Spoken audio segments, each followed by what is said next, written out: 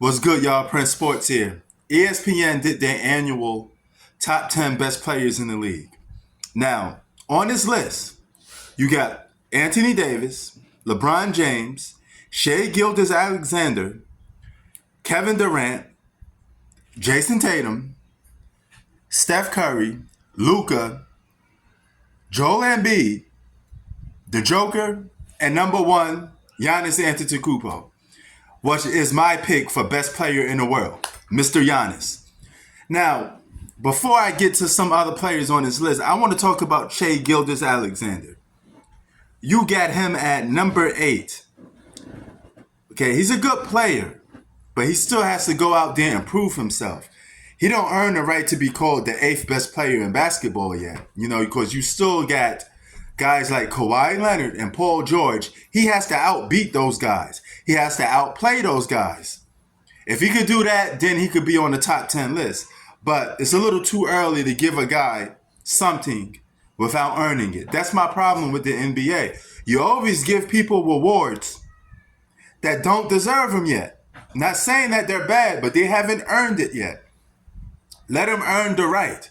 Because you can only go your top 10 list based off two things.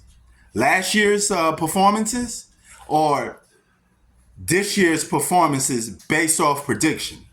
Now, if you're going to say, I think Shai Gilgeous-Alexander is number 8 by prediction, then fine.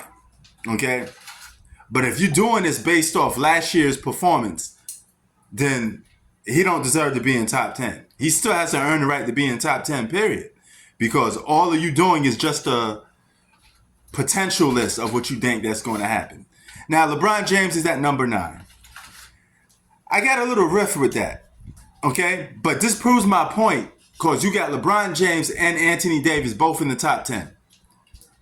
Giving more reason to why they should win more because you got 2 top 10 players in the world playing on the same team, okay? There's no other tandem here on this list that don't play on the same, that plays on the same team. All these players play on individual teams. Giannis, the Joker, Embiid. There's only one team in the NBA that got 2 top 10 players in the world. And that goes by rankings, and that goes by position, that goes by everything. And that's the Los Angeles Lakers.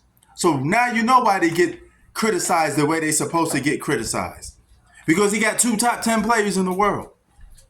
All right? Now, if you ask me, LeBron James technically should be a top 5 player. Now, why you say this? Because this is a guy that led his team to the Western Conference Finals. Okay? Doesn't matter how they got there. All right? And number-wise, if you're just going to go on paper, he deserves to be in the top 5 because you got Steph Curry in the top 5, ESPN.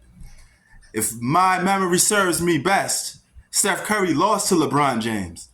So by default, LeBron James should automatically be ranked above Steph if he beat the guy. Right? Because I'm a big supporter of people that actually win and lose. Because it always comes down to wins and losses. So if that's the case, why the fuck is Steph Curry ahead of LeBron James? If anything, LeBron should be ahead of Steph Curry. And then Steph Curry should be number 5. If that's the case.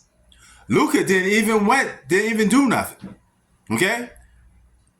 Luka didn't make the postseason, if my memory serves me well. Right? Dallas Mavericks missed the postseason. So how is a guy in the top 5 that don't make the playoffs? If you don't make the playoffs, you don't deserve to be in the top 5. I don't care how great your stats is. You don't deserve to be in the top 5 if you can't make the postseason. Period. So, with that being said, I'm cool with the Joker on there.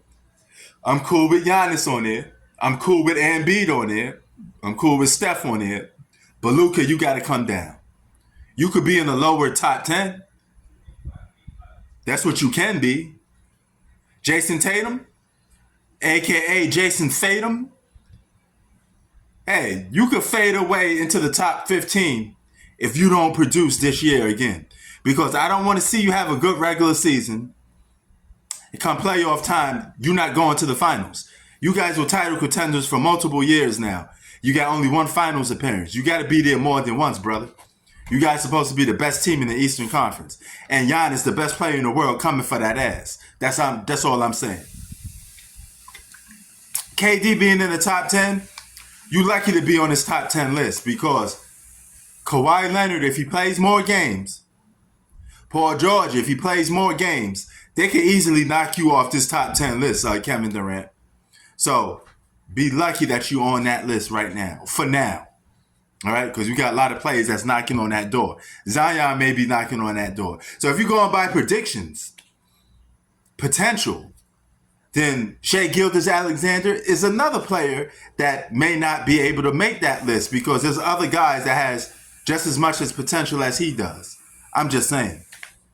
Okay? If Zion plays 65 games a year like Zion Williamson does in terms of his impact on the game, he may be a top 10 player. Let's not forget what Zion brings and how much of a beast he is. He's arguably one of the best post-up players in the league. I'm just saying. This top 10 ESPN list, as usual, is hot garbage and trash. Sports out. Peace.